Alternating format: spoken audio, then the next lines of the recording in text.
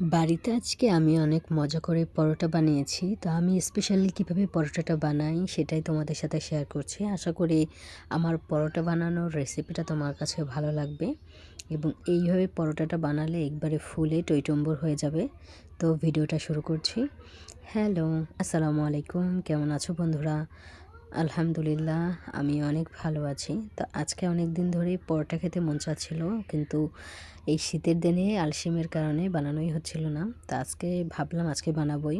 তো প্রথমেই আমি এখানে একটু গরম পানি করার জন্য এখানে আমি একটু লবণ আর সাথে অল্প একটু নর্মাল সয়াবিন তেল দিয়ে গ্যাসটা অন করে দিলাম। তো এই পানিটা ভালো মতো ব্লক চলে আসলে আমি একদম গ্যাসের পাওয়ারটা একদম জিরোতে দিয়ে দেবো। এরপরে আমি এখানে আটা দিয়ে দিচ্ছি। তো আটা দেওয়ার কারণে আমি এটা জাল করব না, একদম বন্ধ করেই দিয়েছি এখন আমি। তো যে গরম পানিটা সেটার জন্য এরকমের একটু ব্লক আসছে। আর এটা এখন সুন্দর করে আমি মিক্স করে নেব। আর এই তো আলতো হাতে ভালো মতো মিক্স করে নিয়েছি। এখন আমি এটা একটা পাত্রে ঢেলে একটু ঠান্ডা হতে দেব, যাতে আমি যেহেতু এটা হাত দিয়ে মুথে নেব, গরম থাকলে হয়তো আমার হাত দিয়ে মুথে নিতে একটু প্রবলেম হবে, যার কারণে আমি অল্প একটু ঠান্ডা করে নিয়েছি। তো এই তো সুন্দর করে আমি একটা ডো তৈরি করে নেব। এই জন্য একদম পারফেক্টলি আমি অল্প হাতে তেল নিয়ে ভালো মতো করে একটা ডো বানিয়ে নিয়েছি এবং ছোট ছোট লেচি কেটে নিয়েছি। তো সেখান থেকে একটা লেচি এখন আমি এখানে দিয়ে দিচ্ছি। এরপরে অল্প একটু আটা দেব এবং সুন্দর করে একটা রুটির মতো গোল তৈরি করব। আমি কিছুদিন আগে এই পরোটার রেসিপিটা অনলাইনে দেখেছিলাম, সেখান থেকে আমি এটা বানানোর ট্রাই করছি। তো এই তো এখন সুন্দর করে আমি এখানে তেল দিয়ে দিচ্ছি। অনেকে হয়তো জিজ্ঞাসা করতে পারেন এটা কিসের তেল? এটা হচ্ছে আমি দিয়েছি, আমি মুরগি রান্না করেছিলাম। তো সেই মুরগি থেকে অনেক তেল বেঁচে গিয়েছিল। মুরগিটা অনেক বড় ছিল, যার কারণে অনেক তেল হয়েছে। তো সেখান থেকে আমি উপর থেকে তেল উঠিয়ে রেখেছিলাম, সেই তেলটাই আমি এখানে ইউজ করছি এবং তেলটা একদম ফ্রেশ আছে, কোনো সমস্যা নেই।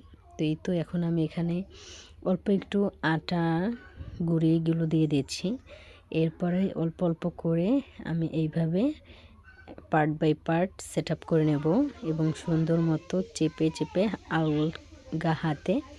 আলতো হাতে আমি একবার এইভাবে পরোটাটার শেপ দিয়ে বানিয়ে নেব। একদম যদি বেশি প্রেশার ক্রিয়েট করা হয় তাহলে কিন্তু পরোটাটা ভেঙে যেতে পারে বা ফেটে যেতে পারে। তো এই তো আলতো হাতেই করতে হবে এই কাজটা। এই তো আমি সুন্দর করে এখান থেকে পরোটাটা একবারে বানিয়ে নিয়েছি। তো এইভাবে আমি অনেকগুলো পরোটা বানিয়েছি। আমি তোমাদের সাথে একটা পরোটার ভিডিও শেয়ার করলাম। তো এই তো পার্ট বাই পার্ট আমি সুন্দর করে বানিয়ে নিয়েছি। এখন এটা আমি তাওয়াতে সেঁকে নেব। তো এই তো তাওয়া বসিয়ে দিয়েছি। এরপরে গ্যাসটা মিডিয়াম ফ্লেমে দিয়ে এখানে আমি একটু রুটির মতো সেঁকে নেব। তো এই পিট ওপিট করে সেঁকে নেওয়ার পরে আমি এখানে সেই তেলটা ইউজ করছি। চারোপাশ থেকে আমি তেলটা দিয়ে দেব। তো এই তো আস্তে আস্তে দেখো তেল দেওয়ার পরে কীভাবে ফুলে উঠেছে। আর পরোটাটা খেতেও অনেক মজা লেগেছিল, কারণ যেহেতু এটা মুরগি রান্না করেছিলাম, সেই মুরগির মশলার ঘ্রাণটাও এখানে চলে এসেছে।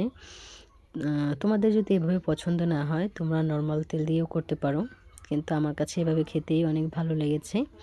এই তো দেখো খুবই সুন্দর করে আমি এপিট ওপিট ভেজে নিয়েছি এবং সুন্দর করে ফুলেও গিয়েছে। আর ভিতরে একদম খুবই একটা সুন্দর টেক্সচার এসেছিল এবং যখন আমি পরোটাটা ভেঙেছি অনেকগুলো পার্ট পার্ট হয়ে গিয়েছিল, যেহেতু আমি এই যে অনেকগুলো পার্ট হিসাবেই রুটিটা বানিয়েছিলাম। তো এই তো একে একে আমি সবগুলো পরোটা বানিয়ে নিচ্ছি, এরপরে তাওয়াতে সেঁকে নিচ্ছি। আমার এই পরোটার রেসিপিটা তোমাদের কাছে কেমন লেগেছে অবশ্যই কমেন্টে জানাবে। তো দেখো কত সুন্দর করে পরোটা ফুলেছে। আর একটা পরোটাও এমন হয়নি যে ফুলেনি, সবগুলো পরোটাও কিন্তু ফুলে গিয়েছে। আমি অনেকগুলো পরোটাই তোমাদের সাথে শেয়ার করছি। তো এখানে আমি দুটো পরোটা নিয়েছি আর আমি তোমাদেরকে দেখাচ্ছি যে কিভাবে হয়েছে। ভিতরটাও খুবই সুন্দরভাবে সিদ্ধ হয়ে গিয়েছে। আর আমি এখানে ডিম ভাজা নিয়েছি, সেই ডিম ভাজা দিয়েই আজকে পরোটাটা খাচ্ছি। তো বন্ধুরা, আজকে ভিডিওটা তোমাদের কাছে কেমন লেগেছে অবশ্যই কমেন্টে জানাবে। ইনশাআল্লাহ এরপর দেখা হবে নেক্সট ভিডিওতে। সে পর্যন্ত সবাই ভালো থাকো, সুস্থ থাকো। আল্লাহ হাফিজ, আসসালামু আলাইকুম।